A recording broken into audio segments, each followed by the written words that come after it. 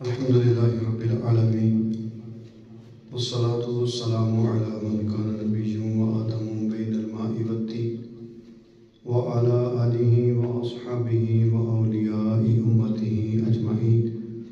قال الله تبارك وتعالى في القرآن المجيد في شأن حبيبه مخبرا وآمرا إن الله وملائكته يصلون على النبي يا أيها الذين آمنوا صلوا عليه وسلموا تسليما.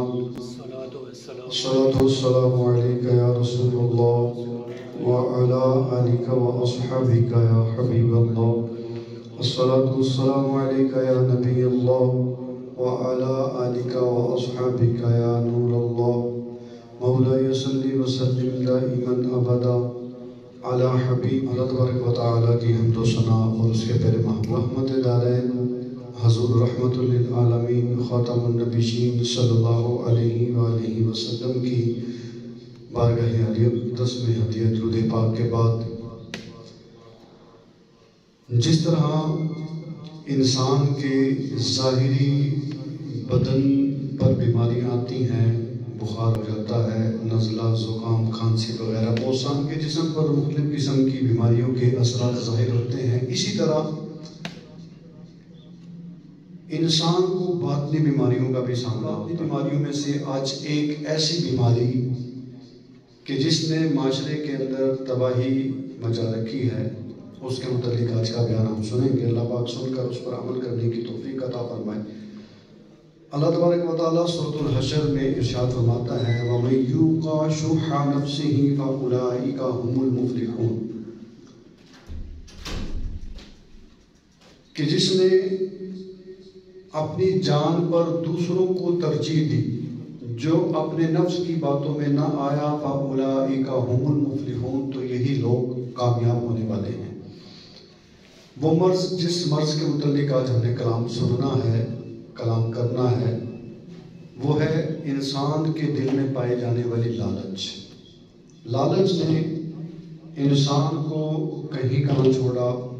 آج اگر بندے کے پاس ایک چیز ہے، اس کے دل میں یہ خواہش آتی ہے کہ یہ چیز میرے پاس اور آ جائے. دولت کی مثال اگر لی جائے، مال و دولت کو دیکھا جائے، بندے کے پاس جتنی دولت آتی ہے، بندے کے دل میں اتنی زیادہ خواہش ہوتی ہے کہ میری دولت میں اور اضافہ ہوتا چلا جائے.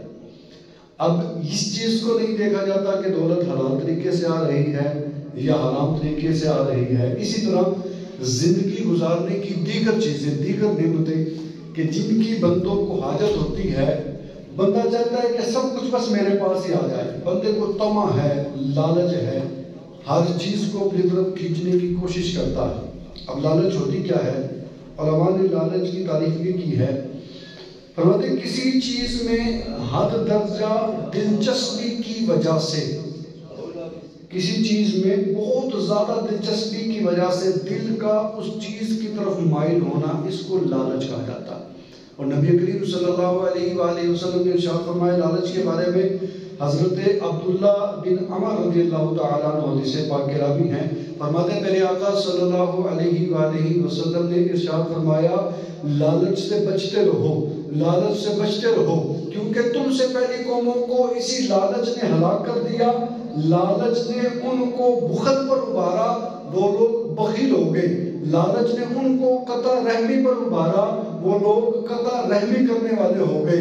لالچ نے ان کو گناہ پر ابھارا تو وہ لوگ گناہوں کے اندر جا پڑے.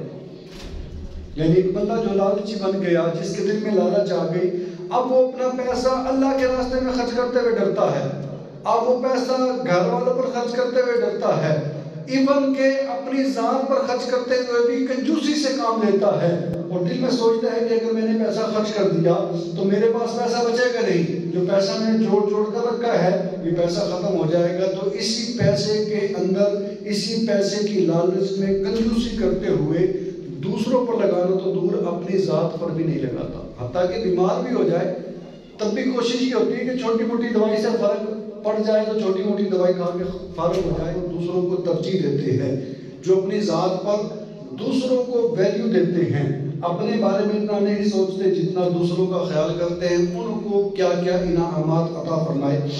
بدم بن باعورہ بہت پہلے کی امتوں میں سے گزرا ہے.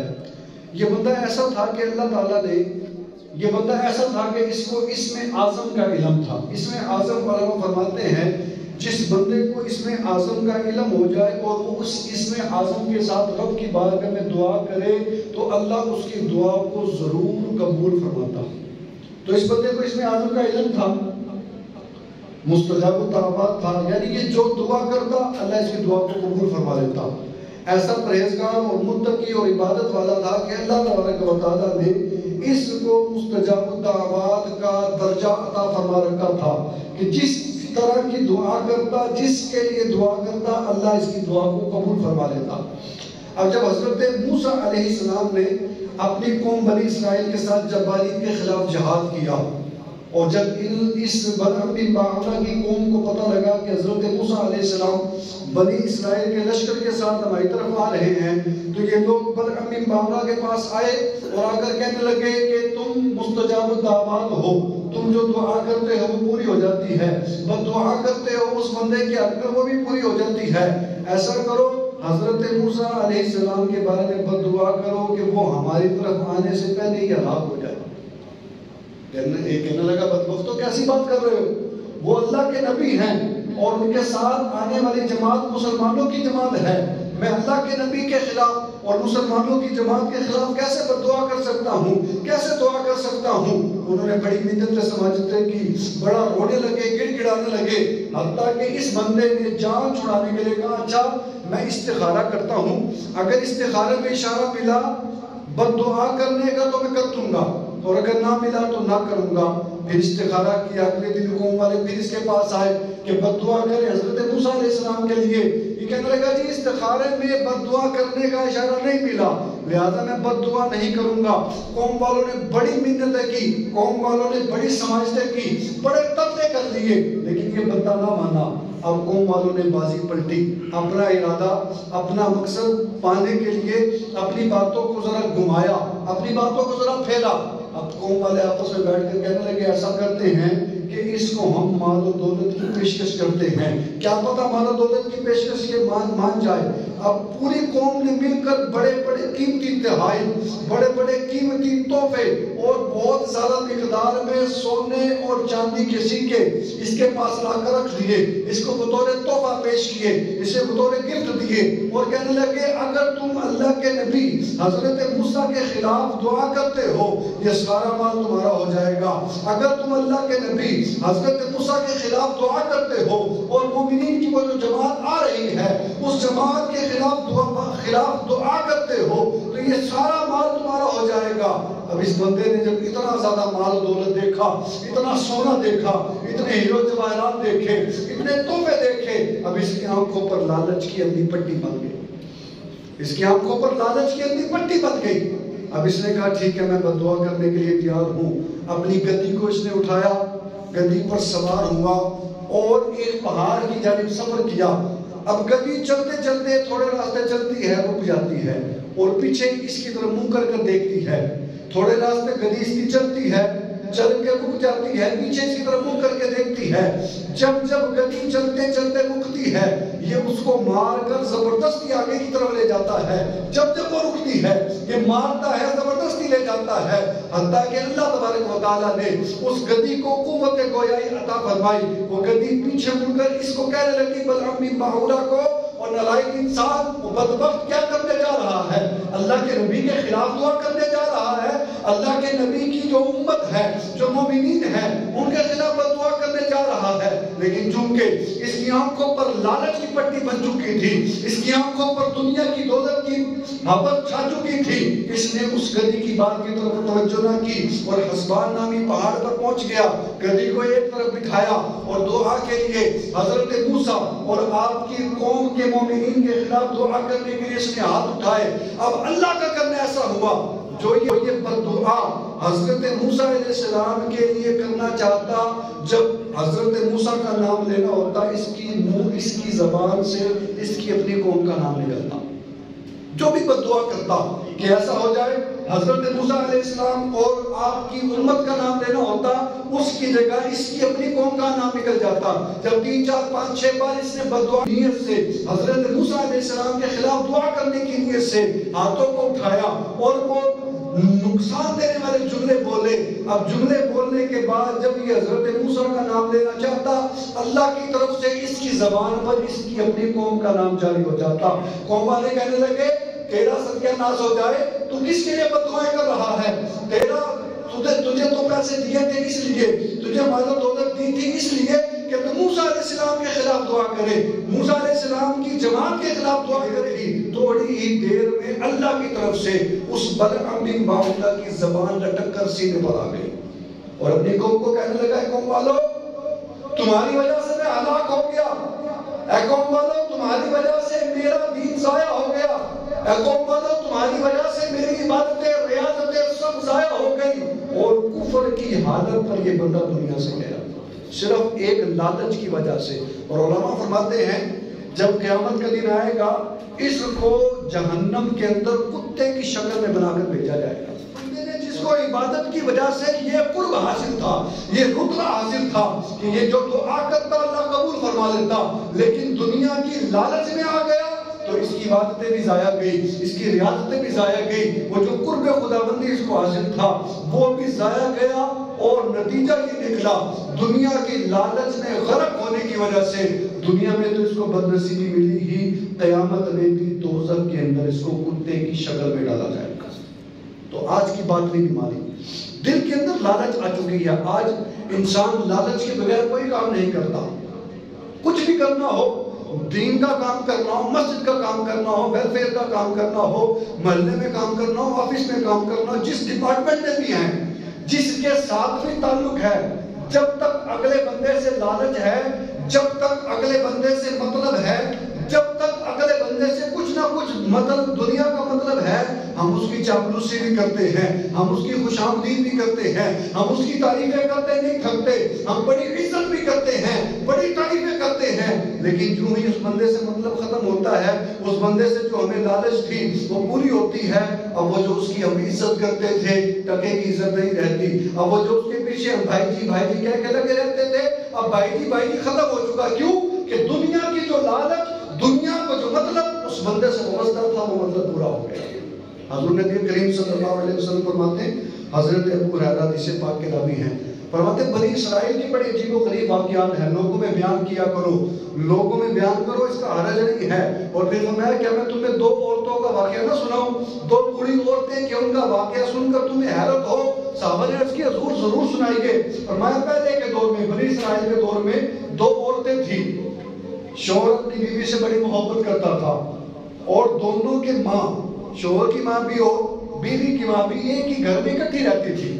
جو شوہر کی ماں تھی بڑی نیک خاتون تھی، اللہ کرنے والی تھی، اللہ کی عبادت کرنے والی تھی، اور جو بیوی کی ماں تھی وہ ذرا برے خیالات رکھنے والی تھی۔ اب شوہر کی ماں اچھے خیالات رکھنے والی، بھلائی کرنے والی، عبادت کرنے والی، اللہ کا ذکر کرنے والی، بیوی کی ماں برے ارادے رکھنے والی، برے خیالات رکھنے والی، لڑائیاں ڈلوانے والی۔ اب اس نے اپنی بیٹی کو ورغلایا، اپنی بیٹی کے ذہن میں اس کی ساس کے خلاف باتیں ڈالی اور آخرکار اپنی بیٹی کو ساس کے خلاف ورغلانے میں کامیاب ہو گئی۔ معاملہ یہ ہوا جی، اس عورت نے بیوی کو، اپنی بیٹی کو ورغلایا اور کامیاب ہو گئی۔ یہ جا کر اپنے شوہر کو کہنے لگی میں تجھ سے خوش نہیں ہوں گی جب تک تو اپنی ماں کو ہمارے گھر سے اٹھا کر جنگل میں نہ چھوڑ آئے۔ اب شوہر بیوی کی محبت میں گم تھا، بدنصیب شوہر، جس ماں نے چلنا سکھایا، جس ماں نے بازوؤں میں دم خم بنوایا، جس ماں کی محبت کی وجہ سے آج ہم سینہ چوڑا کر کے بات کر سکتے ہیں، اور جس ماں کی وجہ سے ہی ہماری شادی ہوتی ہے، شادی ہونے کے بعد اسی ماں کو آنکھیں نکالتی ہیں۔ بیوی کے حقوق اپنی جگہ ہیں، بیوی کو اس کے حقوق دیں، شریعت منع نہیں کرتی، اور ماں کے حقوق بھی ہیں۔ ماں کو ماں کے حق دو، بیوی کو بیوی کے حق دو۔ یہ کس نے کہا جی ماں کے بن کے رہ جاؤ یا صرف بیوی کے بن کے رہ جاؤ؟ تو بہرحال اس نے کہا جی میں تم سے تب تک خوش نہیں ہوں گی جب تک کہ تو اپنی ماں کو جنگل میں نہ چھوڑ آئے۔ اب شوہر بیوی کی محبت میں اندھا ہو چکا تھا، بیوی کی محبت کے ہاتھوں مجبور ہو کر اس نے اپنی ماں کو اٹھایا، ماں کو لیا، جنگل میں چھوڑ آیا. جنگل میں جب چھوڑ آیا, چھوڑ کر گھر واپس ہوا, شام ہوئی, ماں جنگل میں ہے, ارد گرد اندھیرا چھانے لگا تو عجیب و غریب جانوروں کی آوازیں آنے لگی. اللہ تبارک و تعالیٰ نے, پیارے محبوب بیان فرما رہے ہیں, اللہ تبارک و تعالیٰ نے ایک فرشتوں کو بھیجا اس کی ماں کے پاس, چونکہ عبادت گزار تھی, اللہ اللہ کرنے والی تھی. فرشتہ اگر پوچھتا ہے کہ جو آوازیں تم سن رہی ہو یہ کیسی آوازیں ہیں؟ یہ کہنے لگی اچھی آوازیں ہیں, گائے بھینس بکریوں کی آوازیں ہیں. فرشتہ کہنے لگا ایسا ہی ہو. یہ کہہ کر فرشتہ چل دیا. صبح ہوئی, اگلے دن صبح کے وقت بیٹے کو خیال آیا کہ کل ماں کو جنگل میں چھوڑ آیا تھا, چلو چل کر ماں کا پتہ کرتے ہیں, ماں کی حالت دیکھتے ہیں کیسی ہے. بیٹا جنگل میں پہنچتا ہے, دیکھتا ہے ماں کے ارد گرد والا سارا علاقہ گائیں بکریوں اور بھینسوں سے بھرا ہوا ہے. ماں اندھی تھی دونوں کی. اس نے آ کر ماں سے پوچھا, ماں جی یہ کیا ہوا, یہ کیسا معاملہ ہے؟ اماں جی کہنے لگی, بیٹا تو نے اپنی بیوی کی محبت میں میری نافرمانی کی, اللہ نے مجھے تیری نافرمانی کے سبب جو میرے نصیب کا رزق تھا وہ عطا فرمایا. ماں کی یہ گفتگو سن کر بیٹے کی آنکھوں سے پردہ اٹھا. اس نے توبہ کی, ماں کو گھر لے گیا اور وہ جو جانور اللہ نے عطا کیے تھے ان کو بھی آنکھتے ہوئے گھر لے گیا. جب گھر پہنچا, بیوی نے دیکھا کہ اتنے سارے جانور ہیں, بکریاں ہیں, گائیں ہیں, بھینسیں ہیں. پوچھا کیا معاملہ ہوا؟ کہنے لگا ایسے ایسے ماں کو چھوڑ کر آیا تھا, اب اسی جگہ جب دوبارہ گیا ہوں تو اللہ کی طرف سے میری والدہ کو یہ رزق عطا ہوا ہے. بیوی نے جب یہ بات سنی, اس کے منہ میں لالچ کی وجہ سے پانی آیا اور کہنے لگی, اچھا اب میں تجھ سے تب تک راضی نہیں ہوں گی جب تک تو میری ماں کو بھی اسی جگہ نہ چھوڑ کر آئے جہاں اپنی ماں کو چھوڑ کر آیا تھا. اور دل میں یہ تھا کہ اس کی ماں کو اتنا کچھ ملا ہے, میری امی جائے گی, اس کو بھی ملے گا. تو کہ آپ کو مجبور ہو کر اب بیوی کی ماں کو بھی اس جگہ پر چھوڑ کر آتا ہے جس جگہ اپنی ماں کو چھوڑ کر آیا تھا. اور شام کو جب ہوئی کہ فرشتہ آیا, اندھیرا چھایا, ارد گرد اس کے ساتھ بھی معاملہ ہوا. اس کو ارد گرد جانوروں کی آوازیں آئی. فرشتے نے آ کر پوچھا یہ کیسی آوازیں ہیں؟ یہ عورت کہنے لگی بڑی خطرناک آوازیں ہیں, خدا کی قسم مجھے تو ان سے بڑا خوف آ رہا ہے, مجھے ایسا لگتا ہے کہ یہ جانور مجھے مار ڈالیں گے. فرشتے نے کہا ایسا ہی ہو. یہ کہہ کر چلا گیا. اب صبح کا وقت ہوا, جب صبح شوہر واپس اس جگہ پر آیا جہاں پر اپنی بیوی کی ماں کو چھوڑ کر گیا تھا, دیکھا کہ بیوی کی ماں کو جنگلی جانور چیر پھاڑ چکے ہیں اور ہڈیوں کے علاوہ کچھ بھی نہیں بچا.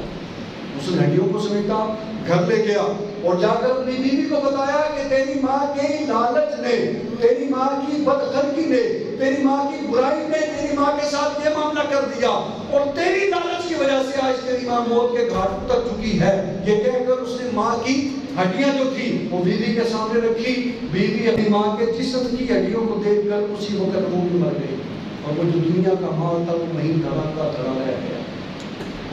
آج کے دنیا کے مال, دنیا کی کوئی بھی نعمت جس کے بارے میں بندہ لالچ سے کام لیتا ہے, اس کا بھی یہی حال ہے کہ دنیا کا مال یہی رہ جائے گا. انسان اکیلا قبر میں جائے گا, ساتھ جائیں گے تو صرف اعمال, ساتھ جائیں گے تو صرف نیک نیتیں. حضور صلی اللہ علیہ وسلم کی بارگاہ میں شخص آیا, کہنے لگا یا رسول اللہ مجھے بھوک لگی ہے, تو کھانا اگر ہو تو کھانا چاہتا ہوں. حضور صلی اللہ علیہ وسلم نے ازواج مطہرات کے گھر پیغام پہنچایا کہ اگر کھانے کے لیے کوئی چیز ہے تو عطا کرے, سائل آیا ہے. لیکن ازواج مطہرات نے فرمایا, حضور کی بارگاہ میں عرض کی کہ حضور گھر میں کھانے کو کچھ نہیں ہے. حضور نے مجمع میں اعلان کیا کون ہے جو اس بھوکے کی مدد کرے گا؟ ایک انصار صحابہ میں سے ایک صحابی کھڑے ہوئے, عرض کرنے لگے یا رسول اللہ صلی اللہ علیہ وسلم مجھے اس کی خدمت کا موقع دیجئے. حضور نے فرمایا ٹھیک ہے لے جاؤ اپنے ساتھ. گھر میں جاتے ہیں, بیوی کو جا کر کہتے ہیں اللہ کے رسول کا مہمان آیا ہے, لہذا کچھ بھی سے چھپانا نہیں ہے, گھر میں جو بھی ہے اس کے سامنے موجود کر دو. بیوی کہنے لگی کہ پیش تو کر دوں گی لیکن گھر میں صرف اتنا ہی کھانا ہے جو بچے کھا سکے, بچوں کے لیے کھانا ہے. کہنے لگا اللہ کے رسول کا مہمان ہے, خالی نہیں بھیج سکتے, ایسا کرو بچوں کو بلا سلا کر رات کو سلا دینا اور کھانا دسترخوان پر لگا دینا. کھانا تھوڑا ہے, روشنی میں کھائیں گے تو ہو سکتا ہے مہمان نہ کھائے. کہنے لگے جب کھانا لگا دو چراغ صحیح کرنے کے بہانے آنا اور چراغ بجھا دینا, اندھیرے میں ہم بھی بیٹھ کر منہ چلائیں گے, مہمان سمجھے گا کہ ساتھ بیٹھ کر کھا رہے ہیں لیکن ہم کھائیں گے نہیں, کھانے کی ایکٹنگ کریں گے, بس مہمان کھا کر چلا جائے گا. بیوی نے ایسا ہی کیا, یہ معاملہ ہوا. صبح حضور کی بارگاہ میں گئے, حضور علیہ السلام نے فرمایا رات کو تم نے جو اپنے مہمان کی مہمان نوازی کی ہے اللہ تیری مہمان نوازی کی بڑی تعریف فرما رہا ہے. اللہ تیری مہمان نوازی کی تعریف فرما رہا ہے، اور قرآن پاک سورۃ الحشر کی آیات نازل ہوئی، اللہ فرماتا ہے وَيُؤْثِرُونَ عَلَىٰ أَنفُسِهِمْ وَلَوْ كَانَ بِهِمْ خَصَاصَةٌ، فرمایا وہ لوگ جو اپنی جان کے اوپر دوسروں کو ترجیح دیتے ہیں، وہ لوگ جو اپنی جان کے اوپر دوسروں کو ترجیح دیتے ہیں، حالانکہ ان کو خود بھی ضرورت ہوتی ہے، لیکن اللہ کو راضی کرنے کے لیے اپنی ضرورت ایک طرف رکھتے ہیں اور دوسروں پر اپنی ضرورت کو قربان کرتے ہیں۔ اللہ فرماتا ہے فَأُولَٰئِكَ هُمُ الْمُفْلِحُونَ، یہی وہ لوگ ہیں کہ جو کامیاب ہونے والے لوگ ہیں۔ اور لالچ کا کیا نقصان ہے؟ فرمایا لالچ انسان کو اندھا کر دیتا ہے، لالچ عقل پر پردہ ڈال دیتا ہے، لالچ کی نحوست سے دل سے خوف خدا چلا جاتا ہے، لالچ انسان کو اپنوں کا ہی دشمن بنا دیتی ہے، لالچ غیبت پر ابھارتی ہے، لالچ الزام تراشی پر ابھارتی ہے، لالچ فتنوں کو جگاتی ہے، لالچ اچھے برے کی تمیز کو بھلا دیتی ہے، لالچ انسان کو ظلم پر ابھارتا ہے، لالچ انسان کو بڑوں کے ادب سے محروم کر دیتا ہے، لالچ بھلائی و ہمدردی کا جذبہ ختم کر دیتا ہے، لالچ انسان کو مطلب پرستی سکھاتا ہے، لالچ انسان کو بے سکونی میں مبتلا کرتا ہے، لالچ انسان کو تنہا کر دیتا ہے۔ جبکہ اگر بندہ بھلائی کرتا ہے، اگر بندہ لوگوں سے اچھائی کرتا ہے، تو اللہ تبارک و تعالیٰ کی طرف سے اعلان ہے، فرمایا وہ لوگ جو اپنی جانوں پر دوسروں کو ترجیح دیتے ہیں اولئک هم المفلحون، یہی لوگ کامیاب ہونے والے ہیں۔ ہم لوگ غور کریں اپنے دلوں پر، اگر دل کے اندر یہ والی باطنی بیماری ہے کہ ہم لالچ کا شکار ہو گئے ہیں، تو اس بیماری سے دل کو پاک کرنا ضروری ہے۔ بدن کی اصلاح ہم کرتے ہیں، چہرے پر دانے آ جائیں، بدن پر بخار آ جائے، کھانسی آ جائے، معاملات ہو جائے، ہم کوشش کرتے ہیں کہ جلد از جلد میری صحت ٹھیک ہو جائے، جلد از جلد میرا جسم ٹھیک ہو جائے تاکہ دنیاوی معاملات کر سکے۔ اگر یہ ذہن ہونا کہ مجھے اللہ صحت دے تاکہ میں دوبارہ رب کی عبادت کروں، تو یہ بھی بہت اچھی بات ہے، لیکن ایک جو عام طور پر بندے کا مائنڈ میں ہوتا ہے، سیٹ اپ ذہن کا بنا ہوتا ہے، وہ کہتا ہے جتنا بیمار ہوں گا اپنی چھٹیاں کرنی پڑیں گی، جتنی چھٹیاں کریں گے۔ اور آج کل کے جیسے حالات ہیں، اگر کوئی اللہ نہ کرے مزدور بندہ بیچارہ بیمار ہو گیا، وہ ظاہر ہے دیہڑی پر نہیں جائے گا تو کھائے گا کیا؟ اس کی تو خواہش یہ ہوتی ہے کہ جلد از جلد ٹھیک ہوں تاکہ دیہڑی پر جاؤں، مانگنا نہ پڑے۔ آج ہم لوگ اگر دینے کی استطاعت رکھتے ہیں، ہم لوگ بھی ذلیل کی بغیر ذلیل کو نہیں دیتے جی، یا تو دو نہ دو تو کم از کم ذلیل نہ کرو، اگر نہیں دے سکتے تو غریب کا مذاق تو نہ بنو۔ آج کل جس طرح کے حالات ابھی چل رہے ہیں، پیٹرول کی قیمت بھی بڑھ گئی، بجلی پھر بڑھ گئی، ہر ایک بندہ پریشان ہے۔ اگر آپ کو اللہ نے استطاعت دی ہے کہ آپ خدمت کر سکے تو کم از کم خدمت اس طرح کرے کہ اگلے بندے کو پتہ نہ چلے۔ پہلے کے دور میں یہ ہوتا تھا، لوگ گھروں کے دروازے پر چیز ضرورت کی رکھ کے دستک دے کے غائب ہو جاتے تھے، دروازہ کھلا گھر والوں نے اٹھا لیا۔ پیسے اگر دینے ہوتے تھے باقاعدہ ہاتھ میں نہیں دیتے تھے، یہ بڑے بزرگ ان باتوں کی تصدیق کریں گے، وہ گھر کے باہر سے گھر کے اندر گرا کے چلے جاتے تھے، نہ گھر والے کو پتہ ہوتا تھا کس کی خدمت ہوئی، نہ باہر والے کو پتہ ہوتا تھا کہ میں کس کی خدمت کر کے جا رہا ہوں۔ تو آج ہم دیکھیں ہمارے اگر دل کے اندر کوئی ایسی بیماری ہو چکی ہے پیدا، تو اس بیماری کو دور کرنے کی کوشش کریں۔ میں نے شروع میں اس لالچ کی تعریف کی کہ انسان کسی چیز میں حد درجہ دلچسپی کی وجہ سے اس کی طرف مائل ہو جائے، اس کو کہتے ہیں لالچ۔ تو ہم نے لالچ سے خود بھی بچنا ہے، اپنے گھر والوں کو اس چیز کی تعلیم دینی ہے کہ اس کی اچھی بیماری نہیں ہے۔ جس طرح ہم اپنے ظاہری بدن کو سنوارتے ہیں، ہم اپنے دل کو بھی سنواریں۔ ہم ظاہر کو تو بڑا اچھا بنا لیتے ہیں، لیکن دل میں وہی نفرتیں ہیں۔ ظاہر میں بڑے خوش ہو کر ملتے ہیں، لیکن جو ہی پیٹ پیچھے جاتے ہیں اسی بندے کی برائیاں شروع کر دیتے ہیں۔ تو آج کی یہ جو ہم نے بیماری سنی، لالچ، اگر یہ دل میں پائی جاتی ہے، دعا کریں۔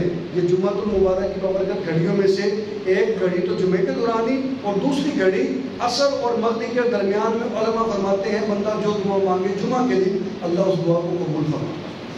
تو کوشش کریں آج بھی، اور روزانہ نمازیں پڑھ کے دعا کریں، یا اللہ جس طرح تو میرے ظاہری بدن کو ستھرا رکھ رہا ہے، مجھے دل کو ستھرا رکھنے کی بھی توفیق عطا فرما۔ اللہ پاک ہماری توفیق عطا فرما۔